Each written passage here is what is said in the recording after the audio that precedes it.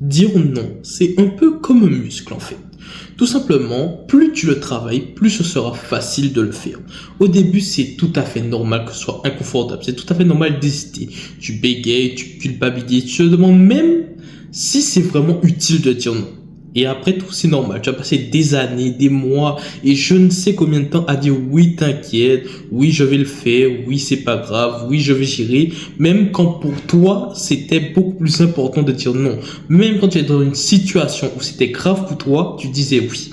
Donc, ok, ton premier non va pas être terrible.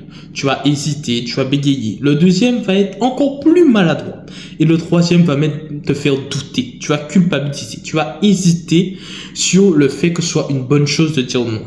Mais regarde bien ce qui va se passer après. Quand tu auras appris à dire non. Quand tu auras appris à refuser les choses que tu n'as pas envie de faire sans avoir à te justifier. Ce qui va se passer, c'est que déjà, toi, vis-à-vis de ta personne, tu vas te respecter beaucoup plus. Ensuite, tu vas t'épuiser beaucoup moins, tout simplement parce que tu n'auras pas accepté quelque chose à contre-cœur. Et à la fin, tu vas réaliser que le monde ne s'est pas écoulé juste parce que tu t'es habitué à dire non à ce que tu n'as pas envie de faire.